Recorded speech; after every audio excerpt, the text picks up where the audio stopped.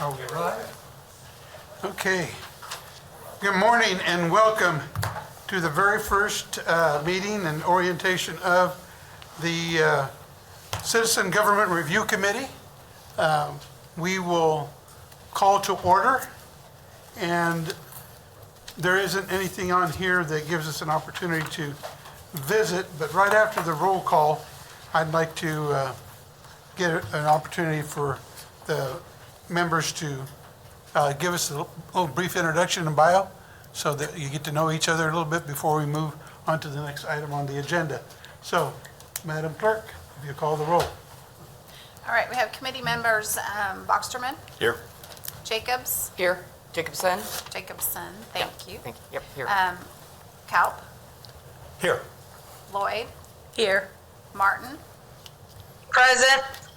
and Surratt. Here. All right, we have 6 present. Okay, good. Well, thank you.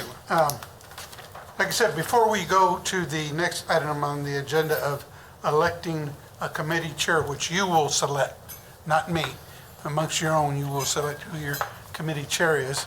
If we could go around the room, Brian, we'll start with you. Give us just a bit of who you are and why you applied to be on this committee. And I want to say that my office was very pleased that we had a lot of people put their names in for this committee. And that's very encouraging that we have citizens who are paying attention and they want to get involved directly in something that will be the future of how we continue our current form of government. So thank you for that service. And Brian? Absolutely. Good morning, everybody. Brian Brocksterman, lifelong Topeka native, except for the 6 years that I left to be in the Navy. Came back. My wife and 2 kids live here. Now that I'm sort of an empty nester, both kids are in college, looking for a way to help the community and better Topeka and get us moving in the right direction. Thank you, Brian. I'm Connie Jacobson. This is my first year being retired from Topeka West. I was the regular and advanced placement U.S. government teacher there. So if you talk the talk, you got to walk the walk, with my students. Again, newly retired, I got some time on my hand. I'm an empty nester as well. Both my kids were born here. I moved here with my husband and his work in 1994. Been here 30 or so years. And it's a way to give back and be involved. And Constance, was it your class that I visited? Yeah, you came to my class. That's so, yeah. Thank you. Thank you for being here. Sure. And Councilman Duncan is a Topeka West grad, by the way. Just saying. He is.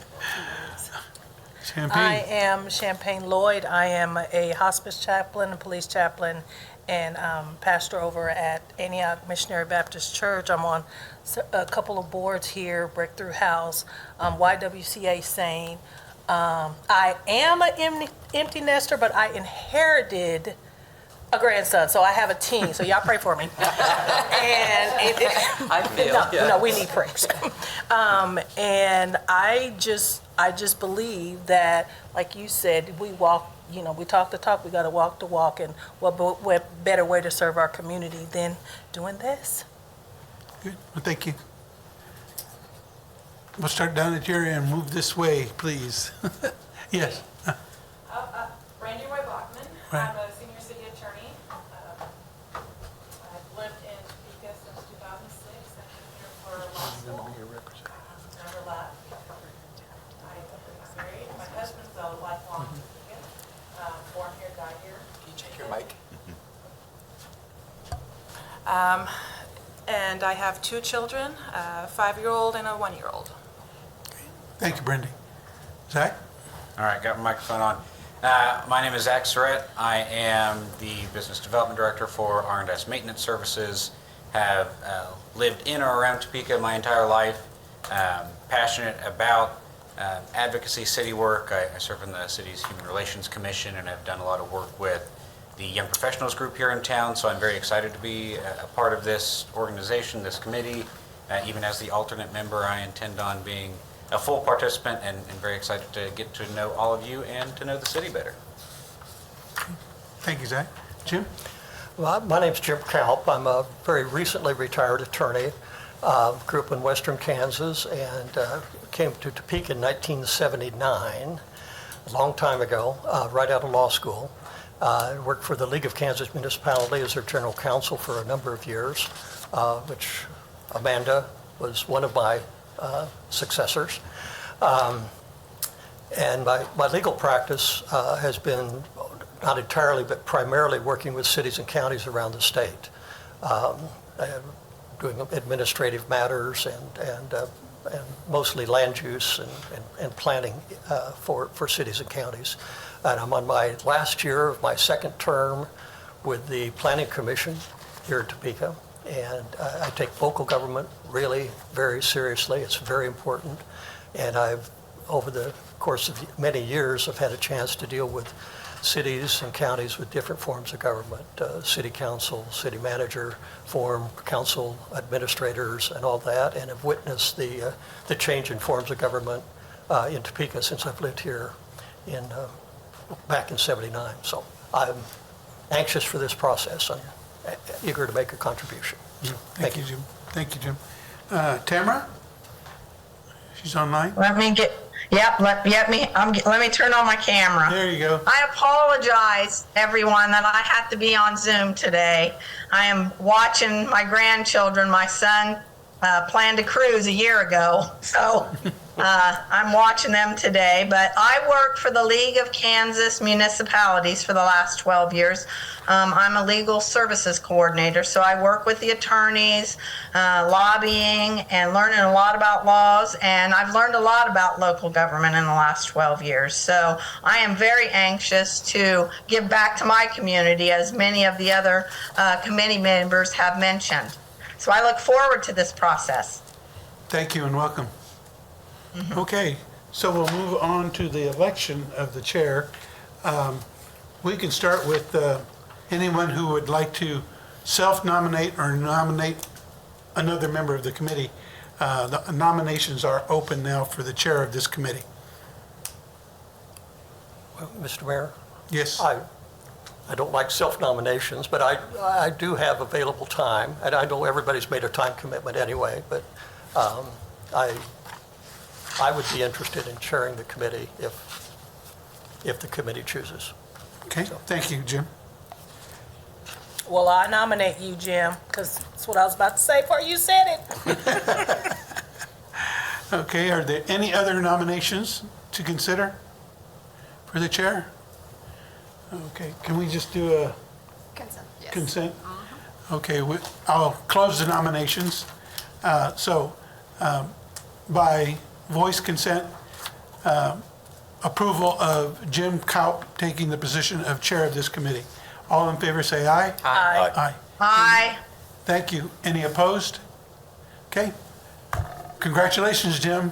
Thank you, Mayor. You're the chair. We'll move on to an overview of the current form of government. And Mr. Mayor? yes, sir. As chair, I would like to, in addition to the agenda, I don't know what dates we're going to pick for regular meeting, if we're going to have a set time and the frequency of that, but odds are at some point or other, I won't be able to be here, and I think it would be appropriate to have a vice chair. I don't see any issue with that at all. Would someone like to serve in that capacity? Constance? Okay. Anyone else wants to? I will second Constance's self-nomination. Okay. Good suggestion. By acclamation, all those in favor to have Constance serve as the vice chair of this committee, say aye. Aye. Aye. Any opposed? Aye. Thank you. Okay. Move on to the overview. And our city attorney, Amanda Stanley, will lead us in that discussion. Okay, thank you, Mr. Mayor and Mr. Chair, who now gets to lead our meeting. So if you have any questions at all, let me know. Generally, our committees follow Robert's rules, but if you guys have special rules that you want to follow, we can implement those as well, I guess we'll get to when we get to presentation committee duties. But so my name is Amanda Stanley. I've been city attorney here for almost 4 years. Time goes really fast. As your chair said, I was a past general counsel for the League of Kansas Municipalities. So I've spent a lot, actually the majority of my legal career dealing with cities of all sizes and forms of government. So if you do have questions about how different forms of government work, I don't just know this one, I happen to know most of them. So I'm happy to talk to you about all the various forms as you need it. But today, I was asked to give you an overview of what our current form of government is. If you're going to review it and analyze it, it makes sense that you have an in-depth understanding of how we currently work so that you can modify it as you see fit. I have a clicker that I always forget about, so you guys remind me when I don't move slides. Okay, that's me. So I thought it would be helpful to just set a premise a little bit. I know several of you have backgrounds in this, but the public also gets to watch these at large, so sometimes it's good for the public as a whole to understand kind of our system of government in Kansas. So in Kansas, we have what are called 3 different class sizes of cities. And this actually goes back to pre-constitutional home rule, when pre-constitutional home rule, if a city wanted to do something, they had to have specific legislative authority. So you can think about how if you have a city of 12 people and you have a city of 300,000 people, that they might need different types of rules based off population basis. Because of that, we developed class sizes of cities. So we have cities of the first class in Kansas, which have populations of 15,000 or more. At 15,000 or more, you can elect. You have to be a city of the first class once you hit 25,000. I think Tammy Martin can correct me if I'm wrong, but I believe Derby was the last city to transition to a city of the first class, and they did that within the last 2 years or so. Yes, I think that is correct. Sorry. I do still read my newspapers, even though I'm not a league person. The cities of the second class are populations of more than 2,000 and less than 15,000. One weird quirk in the law is once you become a higher class size of city, even if your population decreases, you never go down. So you never have to go back down in class size. So we do have some cities of the first class that are less than 15,000 people. There's lots of reasons for that. Whenever you change class sizes of cities, it's a whole new set of ordinances that you've got to figure out, charters and laws, and it can cause a lot of chaos if you suddenly had to go up and down at random. And then finally, third class sizes of cities are populations of more than 250, and there must be at least 250 platted lots, each of which is served by water and sewer lines in order to become a city. There are every decade or so a couple, though it started out as like homeowners associations or subdivisions, that decide that they've reached that population threshold where they'd rather be a city and transition to that. So right now in Kansas, we have 625 cities. The smallest, at least a couple years ago, had 12 people. So don't know if they've added or decreased a house or two there, but that is the smallest, and then the largest is the city of Wichita. The city of Topeka is the 5th largest city in the state of Kansas, and that's been pretty consistent throughout history. We've been right there in the top 5 cities in Kansas. So a little bit of history of this. The city of Topeka was incorporated in 1857 by the Legislative Assembly of the Territorial Government. So we have been a city for longer than the state has been a state. The Kansas Constitution was adopted and ratified in 1859, so 2 years later. And when they ratified the official constitution, they did establish Topeka as the temporary capital of the state. Ultimately, the state was recognized by the Union in 1861, with Topeka being appointed the official capital of the state of Kansas. Some cool random facts if you ever want to see it. I do have in the legal department the original resolution signed by the Secretary of State and the governor when we became a city of the first class. So you can see on the handwritten parchment paper all the way back from the 1800s when that happened. So it got found and anonymously dropped off to the city, so we have it framed up there if you ever want to see that. So what form of government are we in the city of Topeka? So this always kind of puzzled me before I learned how to live and work in the system when I worked outside the state, but we actually have our own very unique form of government created by charter. And part of that is because we do have charter commissions where the citizens review. We are the only city in the state of Kansas that has a charter commission like this. There are counties that have charter commissions set by state statute that are required to have charter commissions, but the city of Topeka is the only city that purposely asks its citizens every decade to look at its form of government and see whether or not it's still working for the people of the city. So that is a very unique fact about our city. We are what is known as a council manager form of government. Our mayor is a member of the governing body for purposes of voting on anything but a home rule ordinance on which he has a veto right. I laugh sometimes and say only the city attorney and the city clerk probably know which ones are home rule ordinances and when he gets a vote and when he doesn't. Occasionally that gets a little controversial because state law revisers often write governing body instead of mayor and council, and you have to constantly look to see whether or not the mayor gets to vote because the state law says he does, or whether or not it's a home rule ordinance. So luckily our mayor is very patient with us as we evaluate those options when he gets to vote or when he randomly gets to veto things. So the composition of our governing body, we have a 10-member governing body. This consists of 9 district council members and 1 at-large mayor. So the mayor is not voted for out of a district. He represents the entire city. Everyone in the city gets to vote on your mayor election.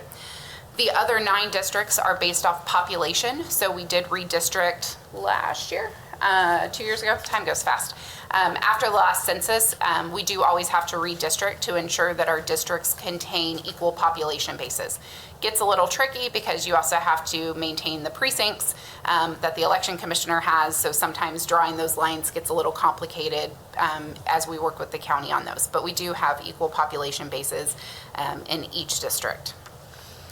The 9 council members are nominated and elected from the 9 districts of near equal population value, which I just said. We are a nonpartisan city. Cities in Kansas can be partisan or nonpartisan. I believe there is only one partisan city in Kansas. Traditionally, cities have really maintained the theory and philosophy that as the local government closest to the people, you don't have to be a Democrat or a Republican to fill a pothole. Some of those really national contentious issues are not what you're dealing with on a day-to-day. If you look at our governing body, they have spirited debates, but the vast majority of your decisions are 9-1 decisions or 10-0 decisions because they're not those partisan issues. It's about helping your local community. So we are currently a nonpartisan. That is something that you could look at as well. Each council district is represented by 1 district member, and then, as I said, the mayor is nominated and elected at large on a nonpartisan basis. Another reason cities tend to be nonpartisan is if you are a partisan election, anybody that works for the federal government or is in the military cannot serve at the city level. That is a state or a federal law issue. So if you are nonpartisan, then you do have the ability to have individuals that work for the federal government that can serve locally. Our mayor has very specific powers and responsibilities in our charter ordinance. So these are some of the things that you'll look at as you evaluate our charter. The mayor is considered the chief elected officer of the city, and he's responsible for providing leadership and taking issues to the people. He's supposed to marshal public interest in and support for municipal activity. So that is a strong calling that you are marshaling the public support. He's responsible for recommending to the governing body measures and legislation as he deems necessary, considering the affairs of the city. So if he thinks there's something that that our governing body needs to consider, he can request legislation, he can encourage support. He's supposed to encourage programs for the physical, economic, social, and cultural development of our city, thinking broader than just the day-to-day, but more about that social and cultural development as well. And he's supposed to actively promote economic development to broaden and strengthen the commercial and employment base of the city. That is a charge that you don't often see in mayors, but it makes sense and it's been in our charter for a long time. He also serves as the ceremonial head of the city. That's why you also get to have mayor proclamations and all of those fun things at governing body meetings. He's the marshal of the parades. He gets to be the ceremonial head. And he represents our city in intergovernmental relations. So when I need an elected official to come talk at the Capitol, he's the first call I make. And he comes and talks to the legislature. He interacts with the county, different forms of government. If you need a liaison with the school board or anyone else, the mayor never turns you down when you give him a call.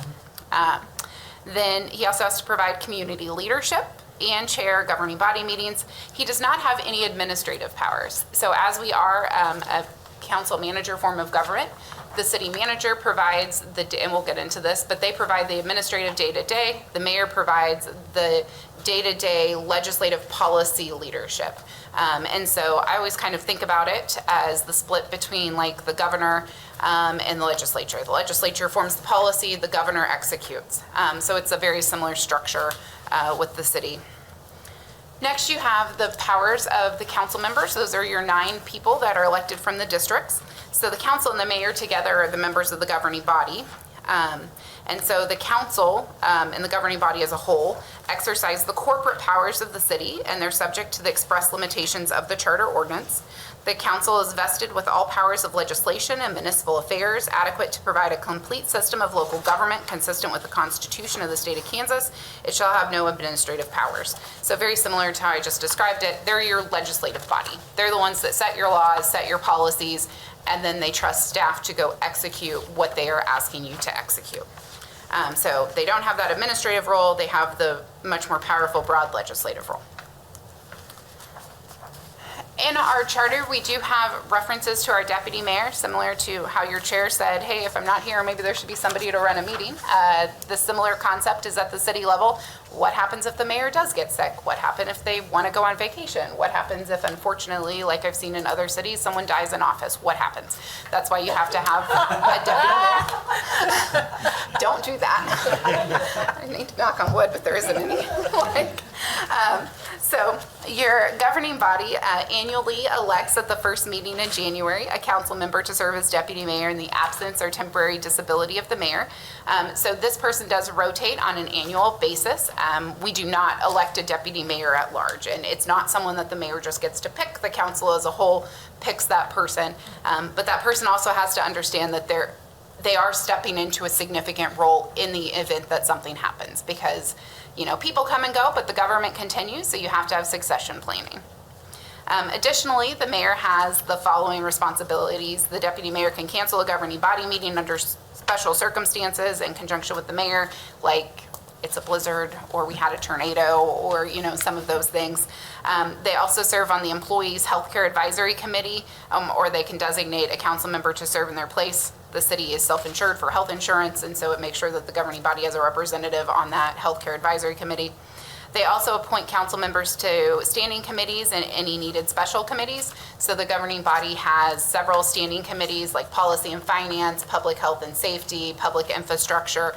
The deputy mayor assigns which of the 3 council members will serve on each of those committees. And then once that committee is formed, they vote and elect their own chair. But the deputy mayor has a lot of authority to pick who gets to go on which committees. Our current deputy mayor is Deputy Mayor Kell. He was elected at the first meeting in January, which was not the first Tuesday of the year because of snow, which, falls into being able to cancel meetings. So we have the mayor, the city council, the deputy mayor, and then our charter makes a provision for the city manager. The city manager serves at the pleasure of the governing body. They are the one employee that the governing body absolutely controls the hiring and firing of. They direct their work. If you aren't happy with the city manager, the governing body is who you go to. They are his bosses. So he has 10 bosses all the time, or she, depending on who your city manager is, and they serve at the pleasure of the governing body. They have lots of responsibilities. As you can imagine, we are a city of over 1,000 employees. We have a $300 million budget that is a commercial enterprise. So it's a lot of management skills, and so they have lots of responsibilities, and then you think of it, the governing body almost as their board of directors that is responsible for making sure that they're executing. So they're responsible to the council and the governing body for the proper and efficient administration of all affairs of the city under his jurisdiction, and shall, subject to the provision of the personnel policies of the city, except as otherwise provided in this charter, they have the power to appoint, assign, reassign, discipline, and remove all directors, department heads, and all employees under the jurisdiction. They can delegate authority to department heads or directors under them for subordinate employees. So basically, they have other powers, but the biggest thing is they hire and fire employees. They're responsible for their workload. They're responsible for making sure that if someone is doing something wrong, that it gets corrected. If it's doing something right, it gets rewarded. They're the ones that manage your day-to-day operations. And that can cause, that's not the same in every city, but in our city, under our charter as currently written, the city manager hires and fires.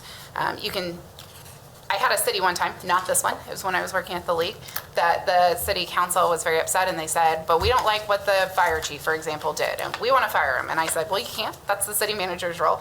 Well, then how is that fair? And I said, well, you can fire the city manager. Like, you have options there. You know, you have an employee that you're in control of that you can voice your opinions to.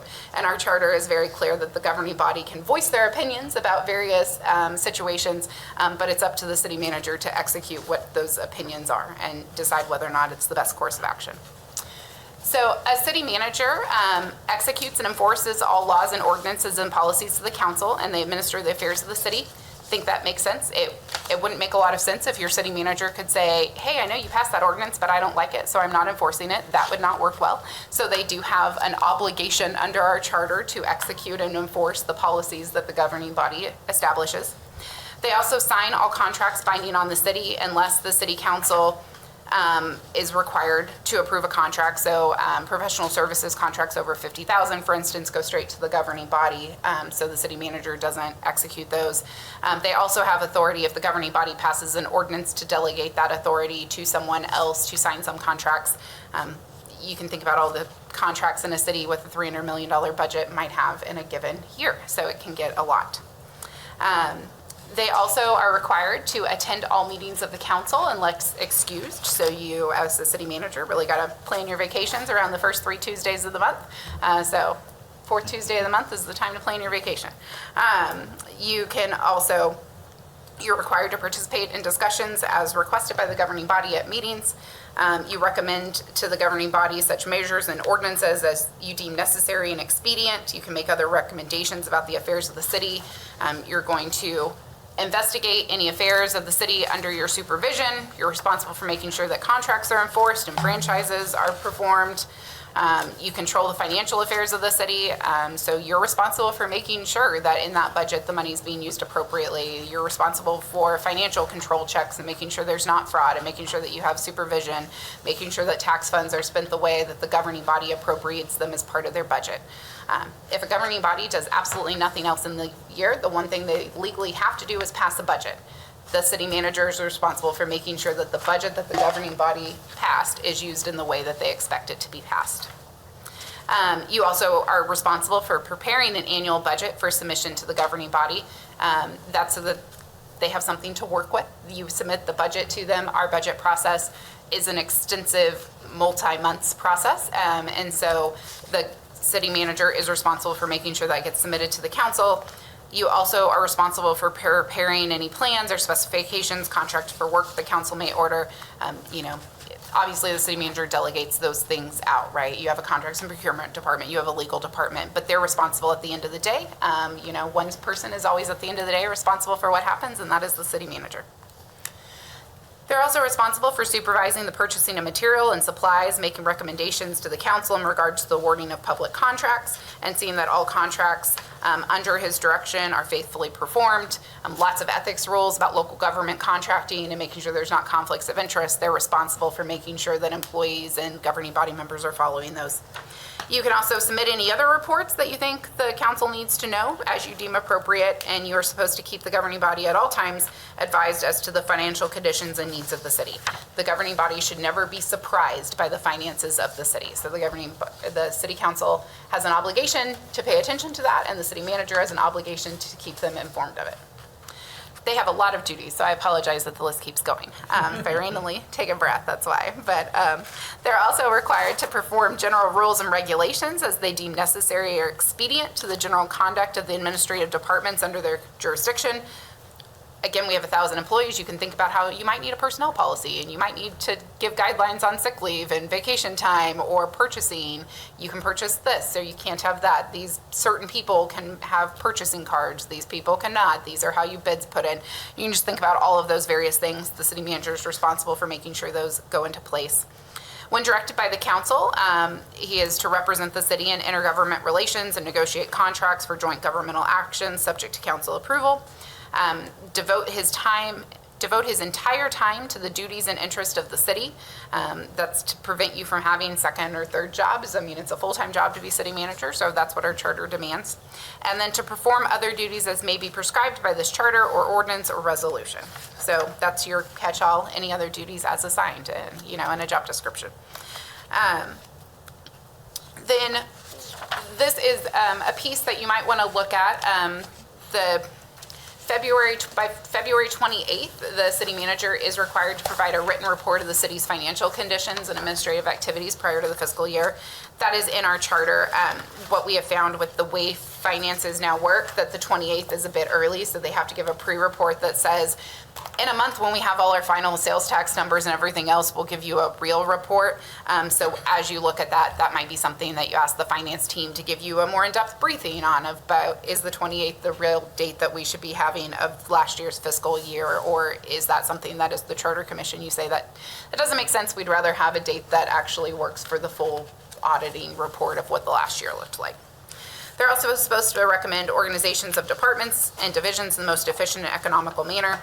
Generally, when you get a new city manager, they propose whatever form they want and makes the most sense for them. So maybe departments get moved around, maybe you report to someone else, but that's the city manager's prerogative under our charter to decide how his department should be structured. Okay, that was a lot. Do you guys, before I move on to what you guys are and what you do you have questions on mayor, governing body, city managers? Yeah, thank you, Amanda. I'll give you a break for 1 minute here, I think. Are questions for Amanda about the government structure and the charter ordinance that the city operates under? I think I know the answer, but a clarification.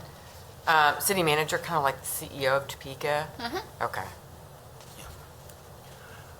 Amanda, let me ask you about the standing committees, and you mentioned them. I think there are 4 or so. Given that the council has no administrative powers, they focus solely on policy matters. Correct. But they might meet with any and all members of the administrative branch, right? Correct. The governing body rules govern how those operate. So if a council, for instance, wants the city attorney to come present on a topic, they go through the city manager to say, hey, we'd like this topic. Oftentimes they're vetting ordinances, proposals before it comes to the council as a whole, so that a smaller group can deep dive for a longer period of time than you might get at a Tuesday night meeting on a particular topic. And they're always meeting in public meetings, so that they have the opportunity to vet ordinance ideas before it goes to the full council. Yes, and all of those meetings live on YouTube for, I think, all time, so you guys can go back and watch any that you want. There's also provision for special committees. Has the city formed special committees in the past? We have. There's been a special committee on policing that wrapped up, I think, in 2021. There's been a special committee on changing the culture of property maintenance at times. That has now morphed back into the public policy committee, or Public Health and Safety Committee. But yes, over the years, the City Council has created special committees. Generally, a lot of those are initiated by the mayor, who says, I think we need a special committee on something. And there's nothing in the city code that limits the standing committees. The council can create a standing committee at any meeting, and likewise a special committee. Correct. They are governed by their governing body rules that they agree to, but it allows them to modify those. Yes. One other question I had. When the city adopted its charter form and exempted itself from a host of state statutes, there are still other statutes out there that apply to the city, obviously. And the question is, and I'm thinking like there's some of the election statutes, recall, ouster, a lot of the nuts and bolts are still in place. Is there anything by statute that we need to be aware of up front that we need to be aware of as we're looking at issues relating to form of government?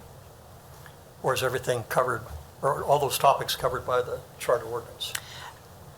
I think most of them would be covered. There's certain things like you could not change the date of election. So if you didn't like that we have fall elections, and as a charter commission wanted to recommend that we go back to spring election, we could not modify that because that's a uniform state law. So there are some things that, as you discuss them, if you have questions about, is that something we can change? I'm happy to take those as they come.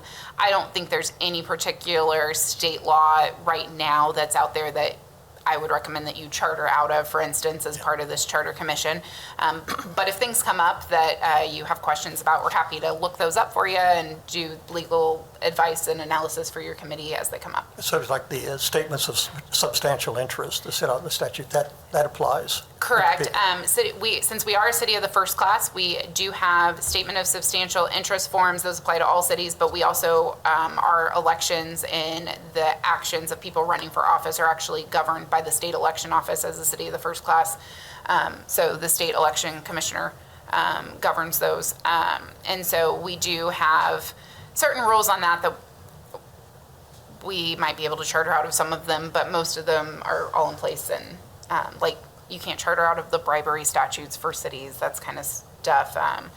City elected officials, I don't think you'd want to, but some of those are things that just have to be on the books. Cities can make tighter statements of substantial interest if they wanted to than state law, but you can't make less clear ones. Yeah, thank you. Any questions? Move on then, I guess. Okay. And I will tell you, if you have any questions later, like, I'm easy to find. I'm always happy to talk through or put you in touch with somebody if you have more questions as you go. So what are you guys? What are the people that you volunteered to spend all your time and energy on for the next 6 months or so? You are our Citizen Government Review Committee. This is set out in our Topeka Municipal Code. Back whenever it was passed, our governing body in its wisdom thought maybe we should have people look at our form of government that's not just us and give us advice and tell us what people like and see what works and doesn't work. So this committee is comprised of 5 registered voters appointed by the governing body, representing as widely diverse backgrounds as possible. That's specifically written into our charter. So when the governing body ultimately appointed you, they were looking at background choices to make sure it's diverse from, population, age, gender, race, economic background, occupation, all of the various things that you want in a city, because you want your people looking at your government to look like the people that your government is responsible to, because ultimately the citizens are the one who hold the power in our form of government. They must convene by July 1st, 2025, so great job, we're already here. And you must submit your report back within 6 months to the governing body. So ultimately, the goal would be that you spend the next 6 months writing a report about what you think works and doesn't work, any recommended changes to present to the governing body. All your meetings are required to be open to the public, and your report format should include, but is not limited to, areas of concern addressed, general findings relative to, and specific recommendations for alleviating concerns and practices.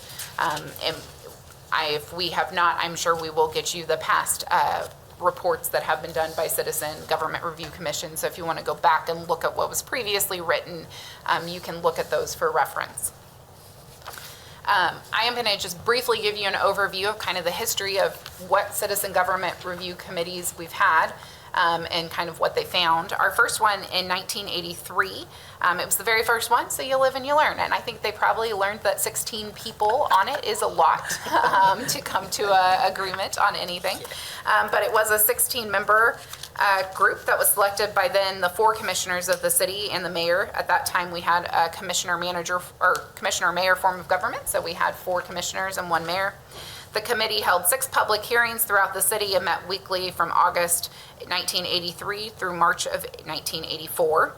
Ultimately, the committee recommended the adoption of a new form of government, the strong mayor, council, chief administrative officer form of government, which was placed on the November 1984 ballot. So if you do want to change your form of government, that does ultimately go to an election of the people so that the people can decide if they agree with you on the form of government. But that changed from the commissioner form of government to the strong mayor, council, chief administrator, where your mayor, it's kind of like, I think of that form of government truly like, almost like a presidential election where you come in and then you pick the people that you want as the president. So the mayor picks the people that they want to surround them to run the city, rather than the current form, which is more the nonpartisan. Your chief administrative officer, when the mayor changes, does not automatically change. The measure did pass, and so a new form of government began in 1985. The next form of government or charter ordinance review committee that we had was 7 years later, and this one was 15 members, so they whittled it down one. And they had 13 committee meetings, so they met a lot between August of '89 and April of 1991. The major issue that appeared to have arisen that was causing strife at that time was some clarification of what was the role of the mayor and what was the role of the council. The governing body at the time adopted some of the recommendations from the Citizen Review Commission and rejected others. So that is one thing, like you write the report and you write your recommendations, that goes to the governing body who then ultimately decide, yes, we like this part, we don't like this part. So at that time, they liked some and they did not like other suggestions. 8 years later was the next committee. This committee met weekly from September of 1998 through May of 1999. They did have a televised public hearing for the first time at that committee. So you start thinking about where we're at in timelines. The committee solicited advice from current and past city office holders, current and former department heads, representatives from the business and labor community, and also asked for citizen input. Ultimately, the committee recommended numerous changes to the charter ordinance at that time and urged the governing body to initiate action to consolidate the governments of the city and the county. Ultimately, none of these recommendations were adopted by the governing body. I do believe that was about the time that they went to the state legislature to make it very hard to ever consolidate Topeka and Shawnee County. So, lots of discussion back then. We then had kind of a break in time. We changed our form of government not in response to a citizen government review commission. So in between the 1998-99 government review commission and the next one that was scheduled for 10 years later, the city council actually decided to go ahead and change the form of government. This was an initiative and pushed by a council member at the time. And ultimately, they pushed to change to a council manager form of government effective in 2005. And so it was passed by the governing body, it was voted on, and it became law in 2005. 4 years later, they realized maybe they should update some ordinances regarding the Citizen Government Review Committee because they'd had some breaks, then they changed their form of government. So they updated their 1988 ordinance at that time and decided to impanel a Citizen Government Review Committee every 10 years. That requires you meet every 10 years. So following that, they started it in 2015 under the ordinance. So the 2014 committee met in anticipation of that 2015 deadline that they had to be impaneled by. They were appointed in 2014. They met between January and May, and they delivered their recommendations on May 20th, 2014 to the governing body. Their major focus was, again, defining what is the role of the mayor. There were some technical changes made, but no substantive changes to the form of government were adopted.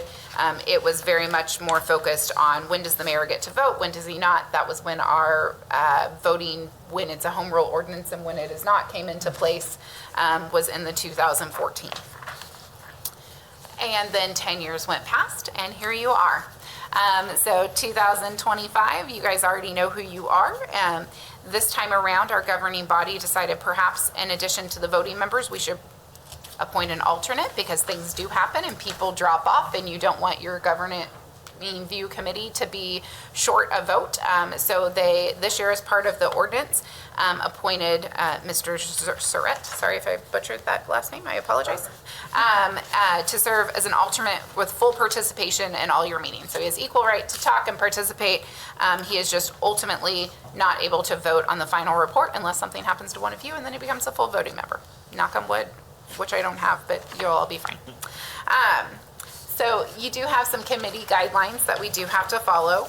You do have to meet between now and June of 2025, and you must submit your recommendations to the governing body within 6 months of being appointed. So by June of 2025, that's when we need to be scheduling you to have your report presented to the governing body at a governing body meeting. As required, the report will include but not be limited to addressing areas of concerns, your general findings about those concerns, and any recommendations you may have. You do get the benefit of the city clerk being here to help staff your meetings. You do get the benefit of either myself or Brandy from my office being here as legal advice at your meetings so that you can ask us questions. You also have the opportunity to recruit other people to come in and talk. This is really your committee to tell us how you want it to structure. Previous committees have brought in, advocates for the city manager form of government, advocates for a strong mayor form of government, and let them talk. They've asked different members of the community viewpoints. They've solicited experts in various areas of the field to come in and talk about what works and doesn't work. They've talked to past elected officials. It's truly who you want to talk to. The one thing that you must do is you must at least, during the process, allow for one public hearing to allow the general public to come in and talk. You can have more than that, but you must at least have one. And so we will have city staff available. We do ask that you plan out your meetings in advance so we can arrange schedules so that we have a consistent time that we know when you guys will be meeting. And so those are the guidelines in our resolution. I was having my paralegal message it to me, but I guess the internet is not working around here. So I was just double checking. There are no additional requirements that the city council put into any of the requirements. Occasionally the city council, when they put the appointing resolution, have added extra stuff, like you have to have 3 hearings instead of 1. This year they truly left it to your discretion as a body on how you would like to do that. They just require that you have 1 public hearing. All your meetings are open meetings. You do fall under the Kansas Open Meetings Act. So we did send out a training video for you to review. Please watch that if you did not, so that you make sure that you understand the Open Meetings Act rules. And if you have any questions at all, we are happy to talk you through those, because nobody wants an open meetings violation. That is not great, especially when you're reviewing the form of government. So we're gonna keep in line with that. But other than that, your charge is pretty open-ended. We just ask that you thoughtfully review our form of government and make suggestions. Okay, thank you, Amanda. Just on the last topic there of getting public input, and I think we'll have some discussion today, hopefully have discussion today about what the committee wants to do, whether we want to set aside time on the agenda for public comment at each and every meeting we have, or select meetings, or have a couple meetings that are just devoted to public hearings, and maybe at different times of the day, so folks can come, whether it's daytime or nighttime. So I think that needs to be on our agenda for today, to have at least some preliminary conversation about that. But let me ask you one question about the. It seems to me, and I appreciate the thumbnail sketch of each of the previous review committees. I know from looking through old newspaper articles, and I don't do that all the time, okay, but in looking at news reports from the 2014 review committee, they did generate a very lengthy report of 50-plus pages, and I know your thumbnail says that some but not many recommendations were approved.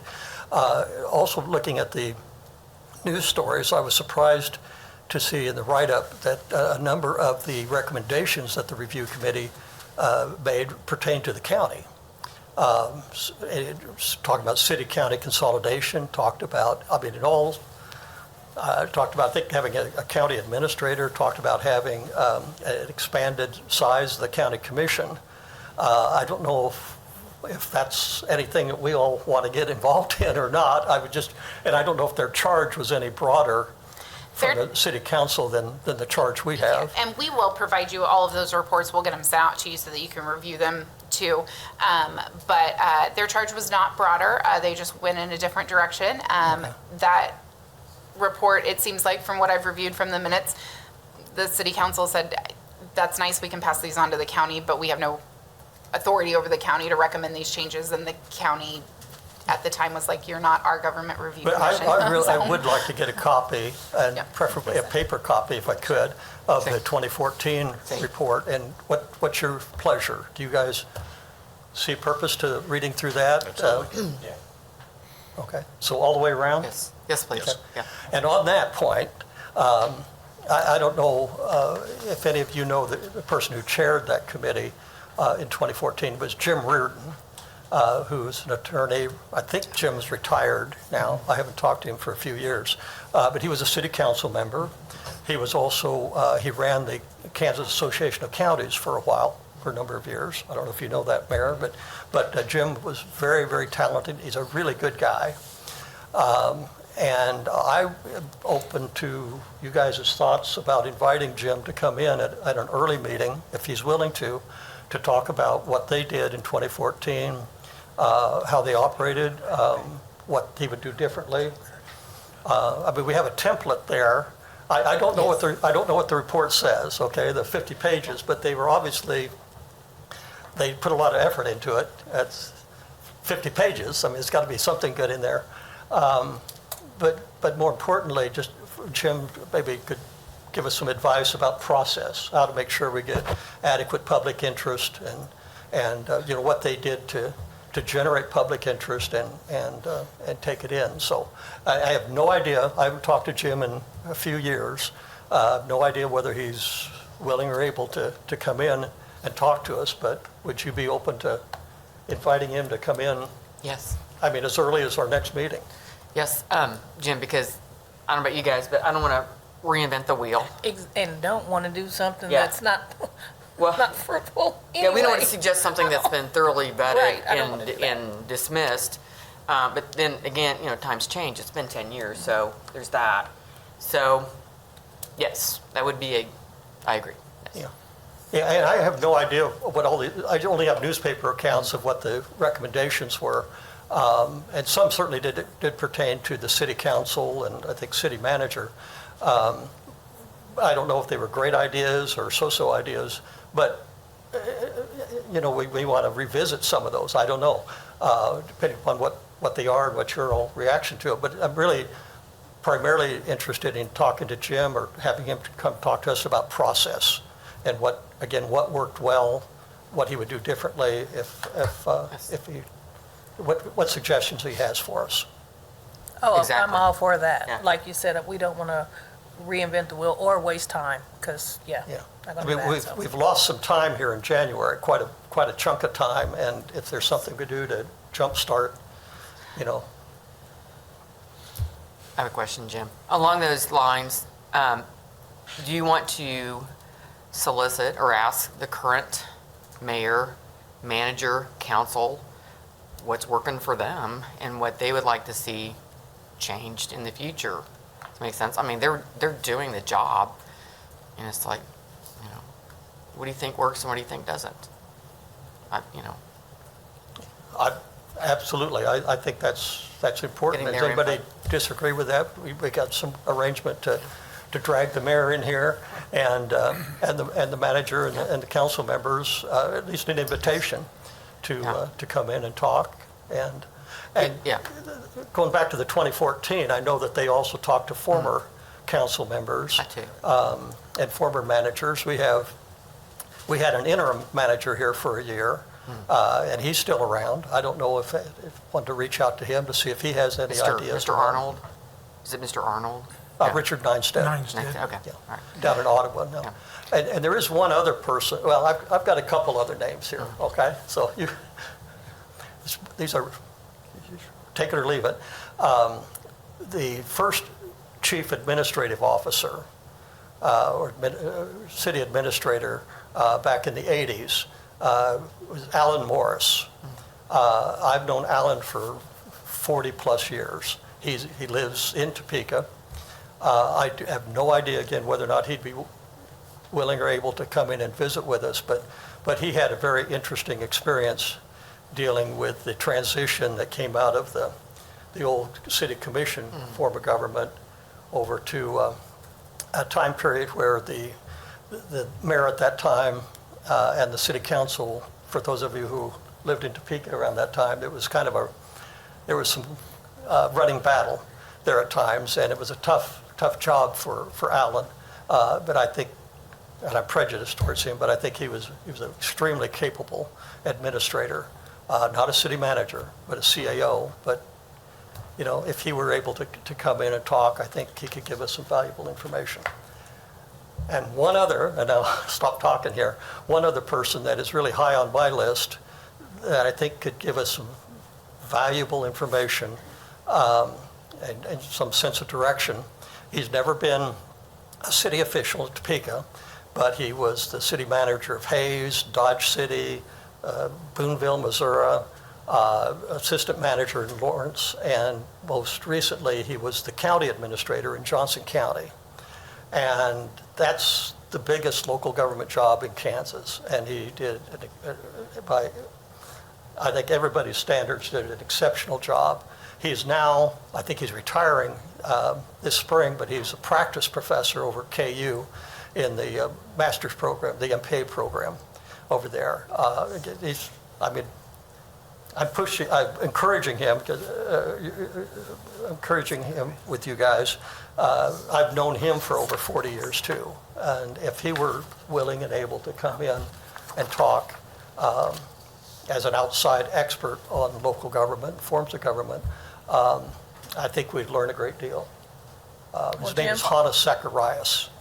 I'm all for getting information because knowledge is power, and we will have directions to go, some functionality things.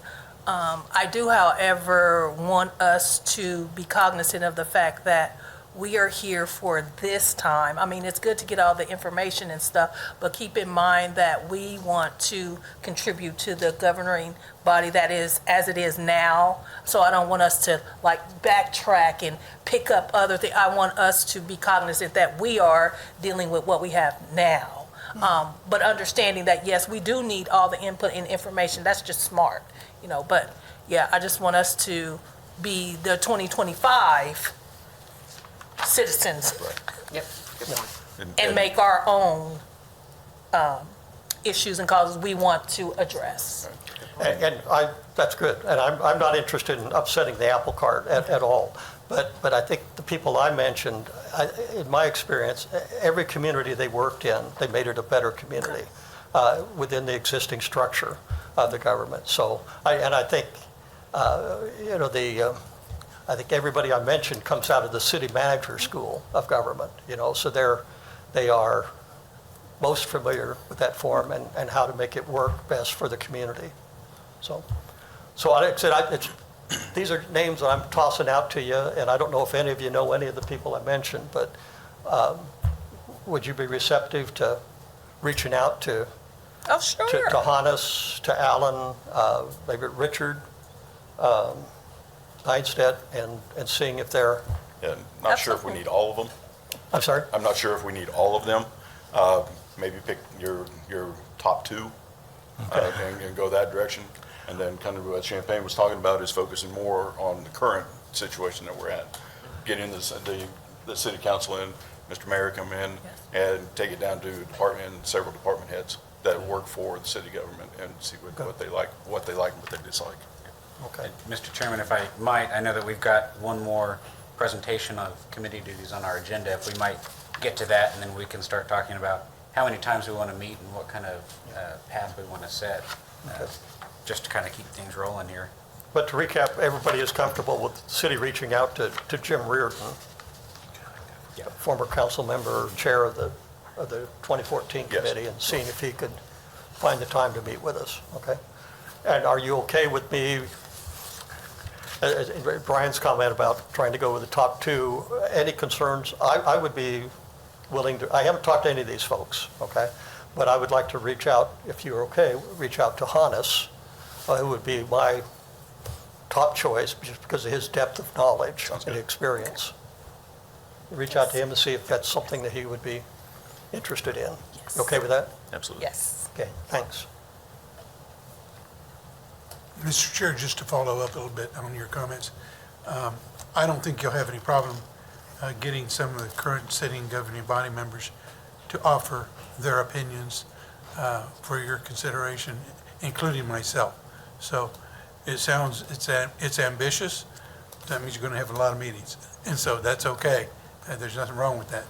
Just make sure that you give yourself some time to breathe too and ponder what you're hearing so that it isn't the last person that speaks to you is the last person that you really give some consideration to. Just pace yourselves well. Well, and again, keep going back, referring back to the news stories about the 2014, but it's also in these comments about the previous ones. They met weekly. I think most of these review committees met weekly for 4 months, which is a lot of meetings. It's a lot of time. And do we want to get right into that right now to kind of fix some parameters of Get her done. what we have time available? I want to make sure that, Amanda, if you've got one more agenda item on here for committee duties. I think I did talk about that a bit. Your duties are to review the committee. You do have a lot of parameters. You can decide how much or how little you would like to meet. You do just have to finalize your report within 6 months. So you're also, to the mayor's point, you're going to want to give yourself some time at the end to write a report and review a report and do all of those things. So just keep that in mind as you set meetings. And then how frequently you want to meet is a decision for you as a governing body as a whole, for you to decide. Different ones have met different amounts of time. So it just varied based off the body and how much they wanted to meet and how much they didn't want to meet. 1990, they had 13 meetings between August and April. So, I mean, that's roughly 2 meetings a month. Others met, once a month, others met once a week. So it just depends on how frequently you want to meet, and staff will attempt to accommodate as possible, knowing what we need to know. Well, are there limitations we need to know in terms of staff availability before we try to set some? We'll need to get with communication. I think we need to know how frequent you want to meet, and then we can talk about, we'll have to get with communications and make sure that we have the ability to broadcast. We're going to make sure that we have room space. So if you guys decide on what time and what day and how frequently, that will help us evaluate and get internally on accommodations of that. So we arrive at a time and frequency, and then you guys see if it'll work. Yeah. I'm sorry, Constance. Oh, that's right.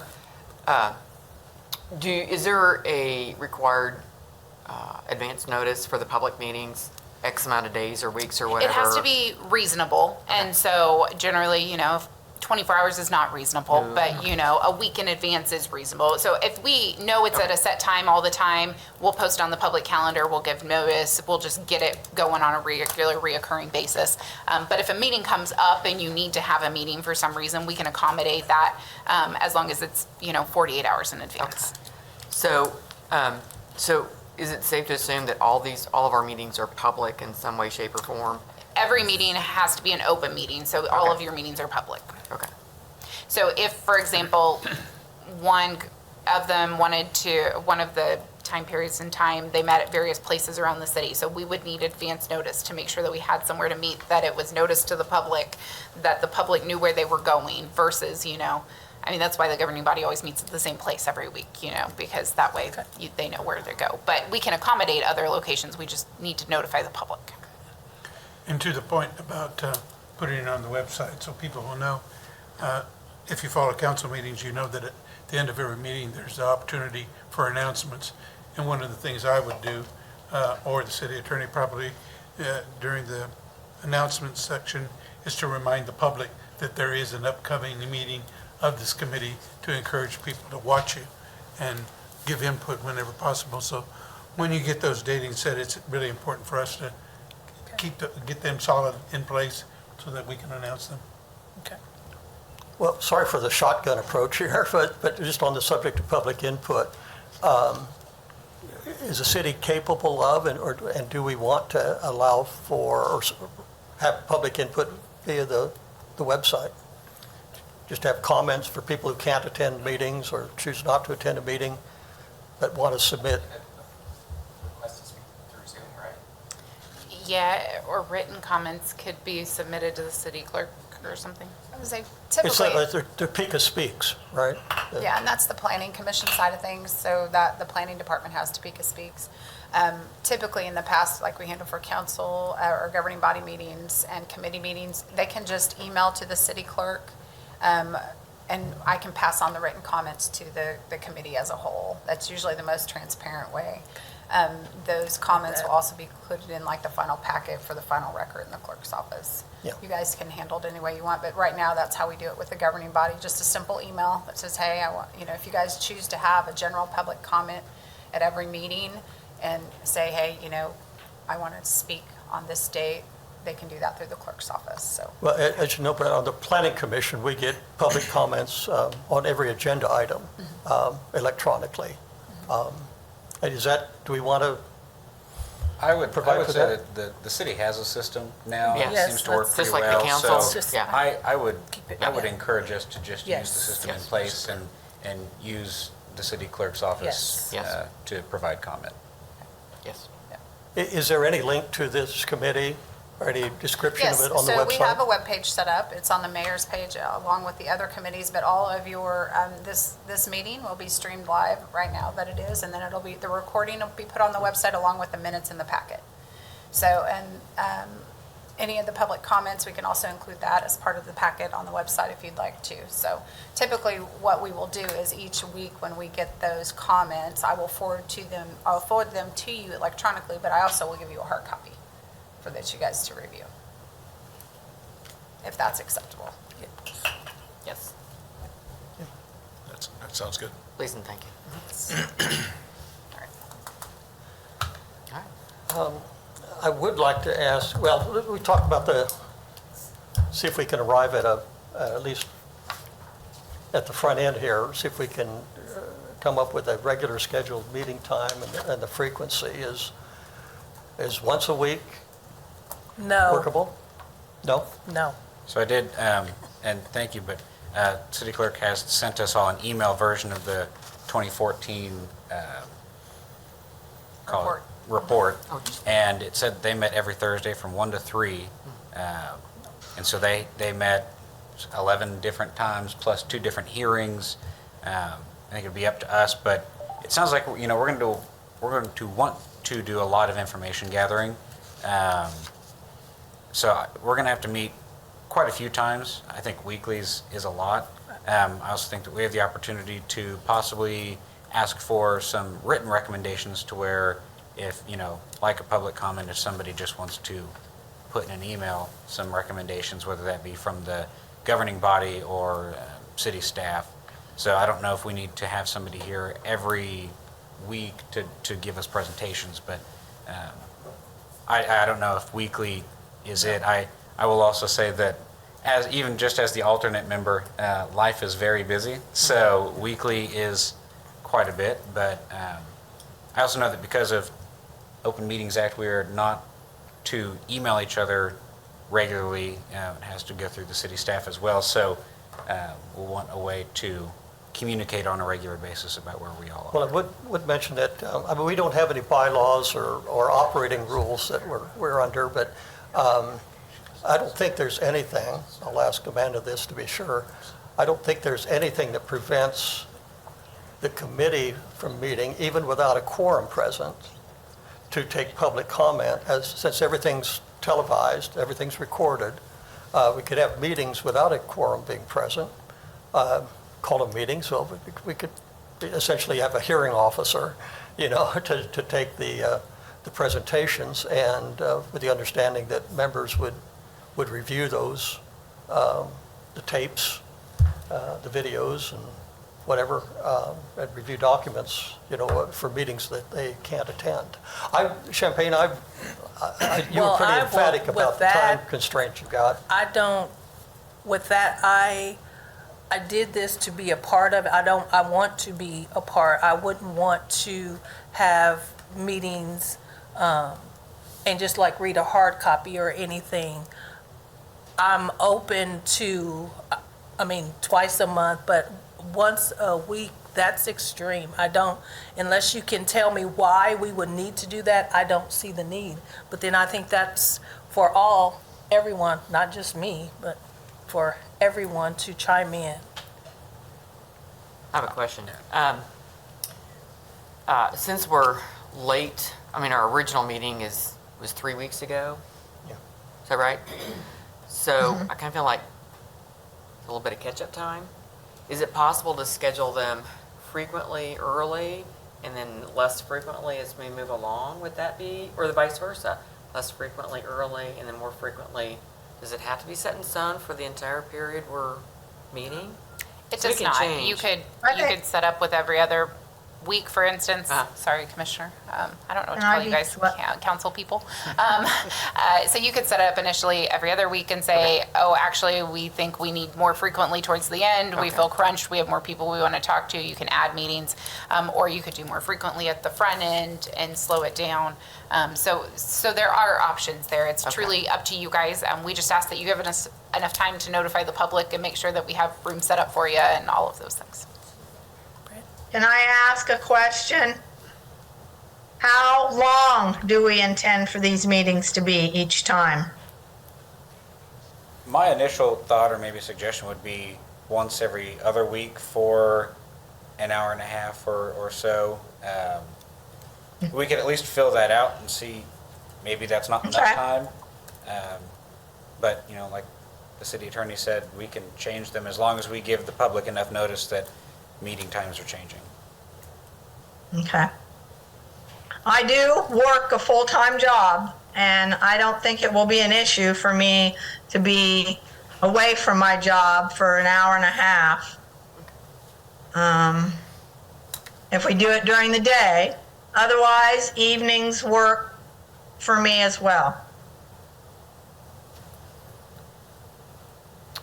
Brandy, do you I have I don't think all of them need to be during the day, but we do need to have some in the evening Yes. to have. Public part, For yes, public absolutely. talk and, for them. I make sure agree. everybody I has agree. access. I'm sorry, Brian, would you repeat that? Yeah, as in, we don't have to have them all at night, but we definitely need to have some of them at night for public Yeah. interaction. Yeah. Make it easier for everybody to be here. This is a citizens, review, so Right. we need to make it accessible for the average citizen to attend a meeting if they'd like to, or have ample time to provide comment.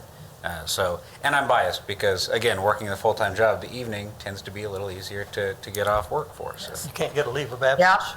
agreed. every other week, it gets a lot, so. What, Champagne, if we did have meetings, evening meetings, does that change your situation No. at all? It does not, okay. Okay.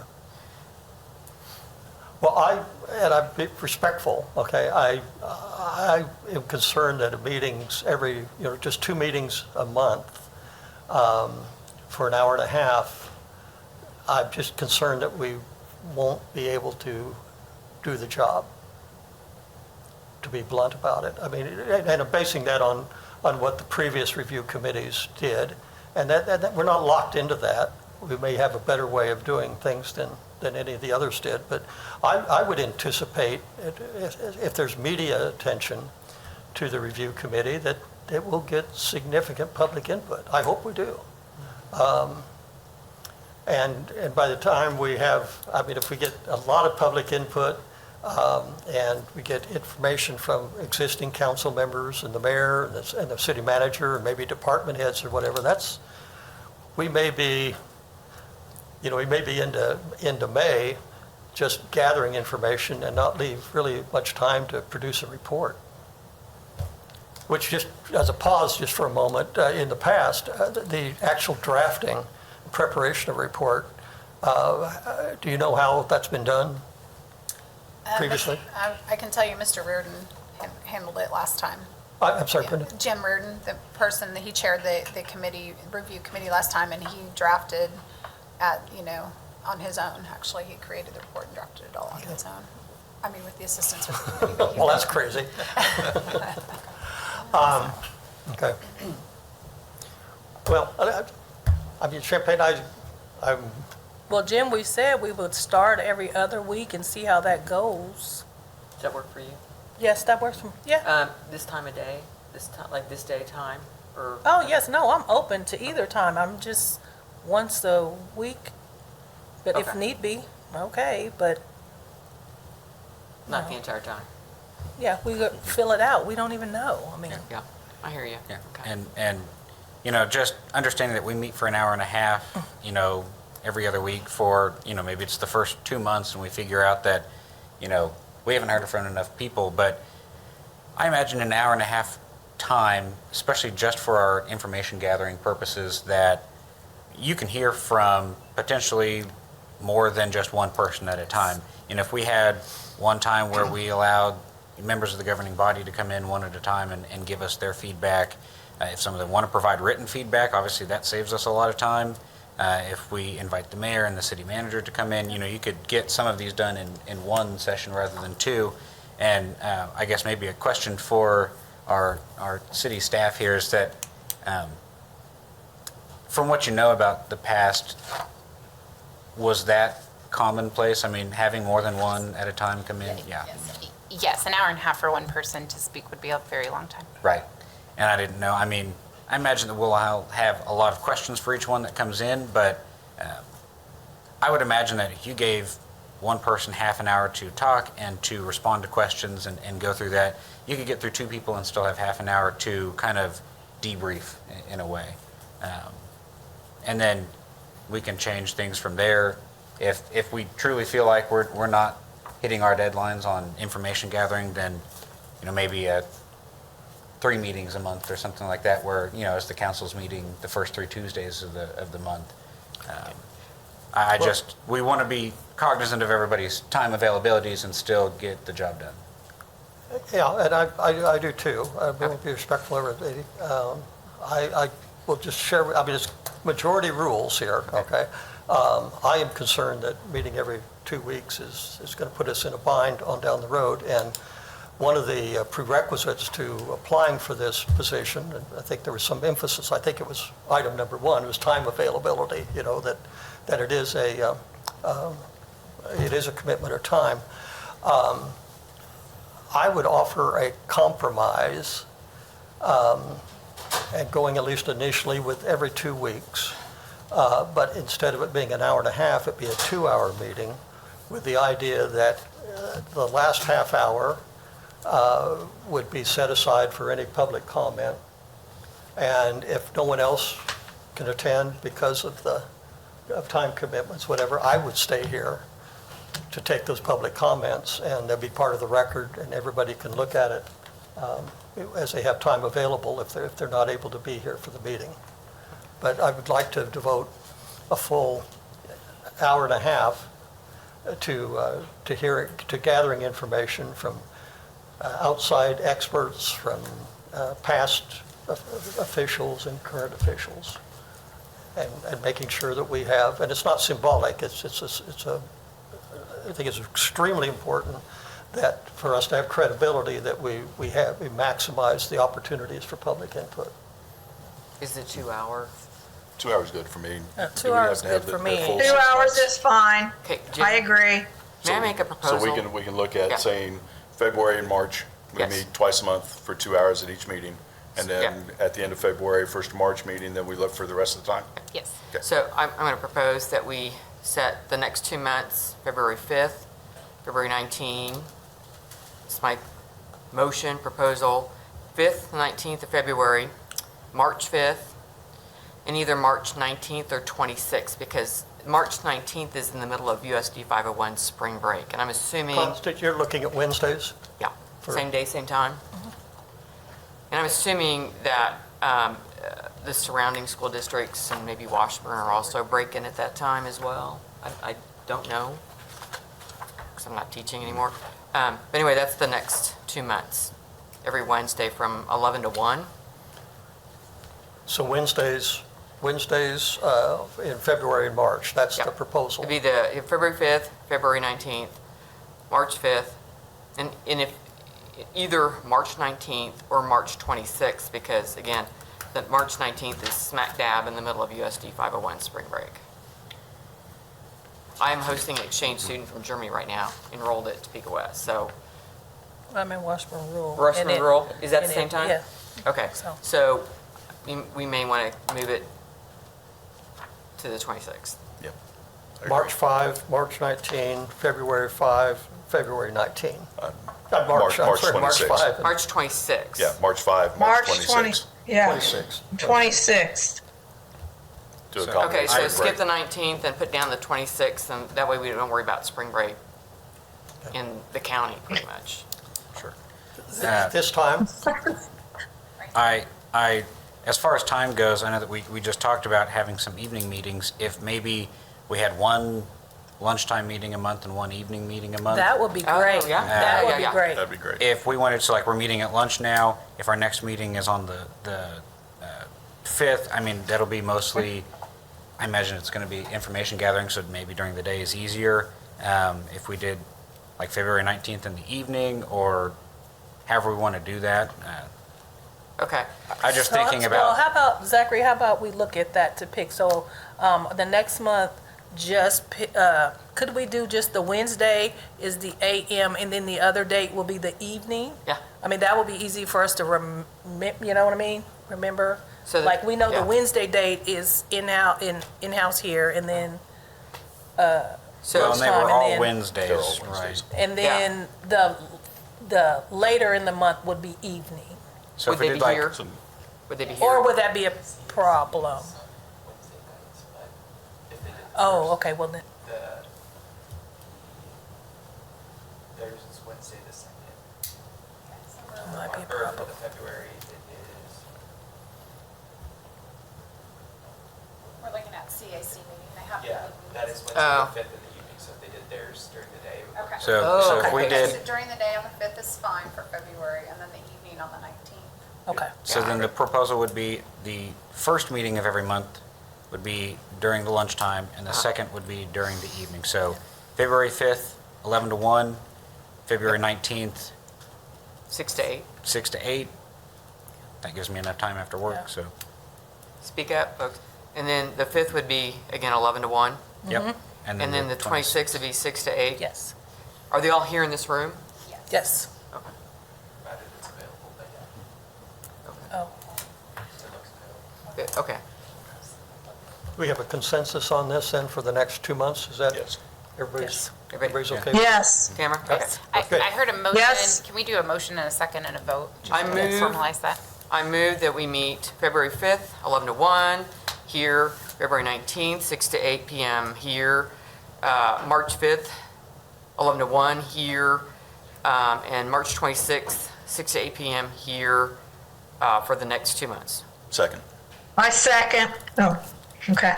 We got a second. We're good. All right, Mr. Chair, do you just want him to vote by affirmation?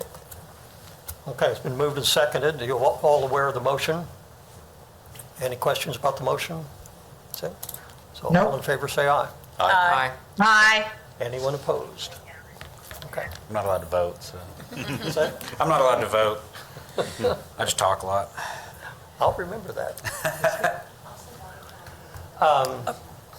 Thank Do you. we, Amanda, is there any need for any rules of order? Anything of, I was thinking, why don't I, at your February 5th meeting, have the legal department just prepare generalized rules of order that our committees and governing body use, and that would make it easy for you guys to decide if you want to adopt those. We'll send them out in advance so you can review them. okay.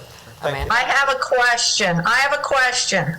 Will there be someone taking minutes at each of these meetings? Do we need to have somebody that's assigned to do that? The city clerk takes minutes. Okay, just following up. Amanda, are we following the rules of order fairly closely right now? That's why I had you vote, so we're good. Yeah, you're okay. Okay. We're just doing our best. Okay. It's loose. We're fine. I'll give you some rules though, so that way you know who can motion, who can second, how to add things, that kind of stuff. Amanda, did you have any other housekeeping matters to bring I up? do not believe so. We checked communications. We'll plan ahead for these and we'll get them publicly noticed and we'll make sure that they are staffed. We So- will get copies, paper copies at least for me, of the 2014 Yes. study? Yep. Okay. How, I can drop them in the council office, I can leave them in the clerk's office, we can mail them to you. Mailing, you're probably not gonna get them for 2 weeks, but, I'm not, I can bring it to you. She's already emailed them, so they're I already in sent them there. electronically already, but. Which is all I need. I don't need a Yeah, paper okay. copy. Okay, so how many hard copies do you need? Yeah, I only need electronic, that's fine. No paper copies for me. Okay, so 2 hard copies then? We can figure it out, okay. For purpose, just to set an agenda for the next meeting, so we all know what to expect or what we want at the next time around. Again, we'll see if Jim Reardon can appear, or if not him, someone else that was part of the 2014 study. By that time, we'll all have read the report, or at least understand the process part of it. So that would be one part of the 2-hour meeting. suggestions for, you allowed me to, or agreed to allow me to contact Professor Zacharias over at KU. If he were to be available that early, February 5, would that fill out the agenda? Yes. Be fine.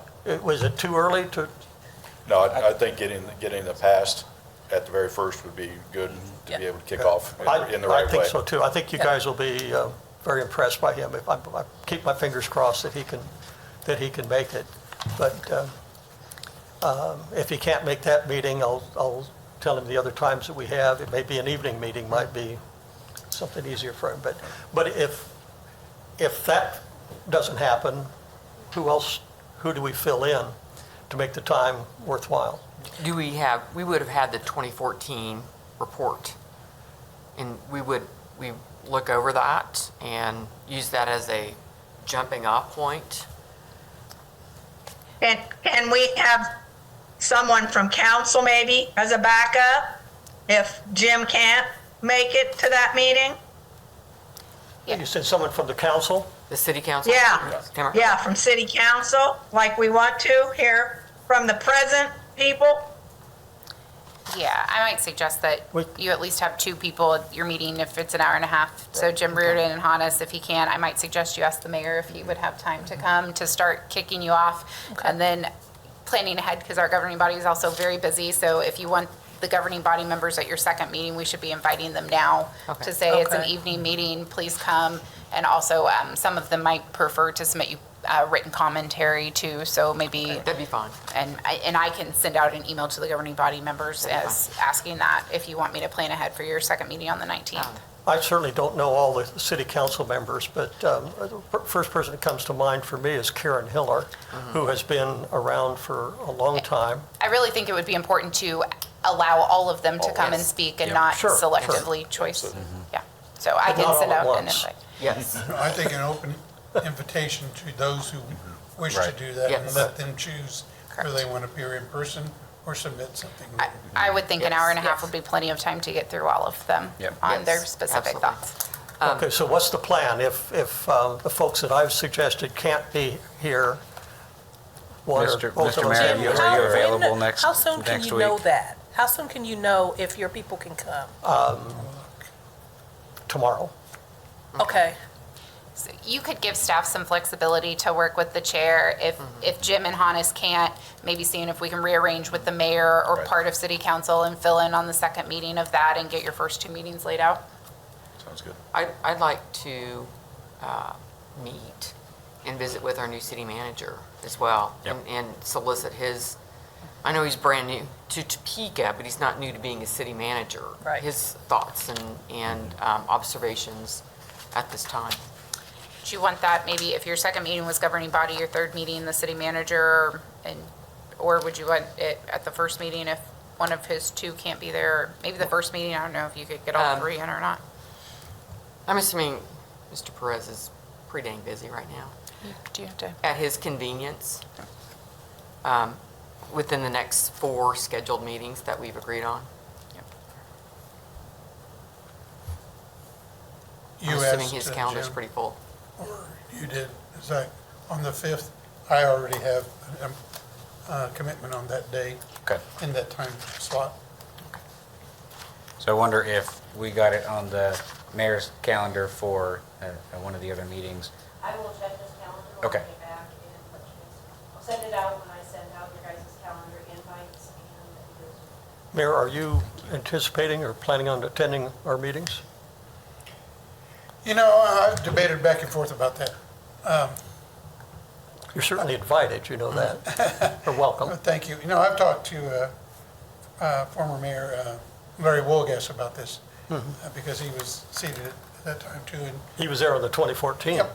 experience, yeah. And I think that I have every intention of offering suggestions and ideas. I don't know that my presence might not be seen as directing the work of the commission. I want to be able to be at arm's length so that there's no feeling that, well, this is what the mayor spoke on, so he's kind of trying to influence the decision of the committee. I'd rather be at arm's length of it. Sure. Certainly, I'll be interested. I'll probably watch you fly on the wall versus by Zoom or on streaming, but I think I feel more comfortable about letting you act as an independent review committee. Mr. Mayor, may I rephrase it another way? You are most welcome to attend any time and every time here with us. But don't forget you are a citizen of Topeka as well. I never forget that. Okay, all right. Some So, citizens as a do. citizen, you're Yeah. any day, anytime. When they talk about, well, I pay taxes, so do I. Yeah. All right. I So think we'll just you're leave it at right. that. Thank you. I think you're right, and I only say that because I had experience. I was a Human Relations Commissioner for 2 terms, and what we did because of my relationship with the mayor and how close she was, they took it as it was the mayor and the council, and yeah. it wasn't. So that really does happen. Yeah. I agree. Thank you. I agree. I should be more hesitant than I am about just throwing out ideas that kind of pop into my head, but what would you all think about reaching out to the Shawnee County Commission and asking if any or all of the commissioners wanted to appear? And I mention that because in my lifetime here, there have been times when the city and the county has been significant tension, other times when it's less so, and sometimes it's been a pretty cooperative situation. But would you see value in hearing the perspective of the elected county officials as to how the city of Topeka I think functions and the maybe towards the relationship? end, and if we feel that way towards the end, then we need to get the city government the ample time and the citizens, Yeah. Topeka citizens, to have ample time Okay. to give us their That's a their good input. point.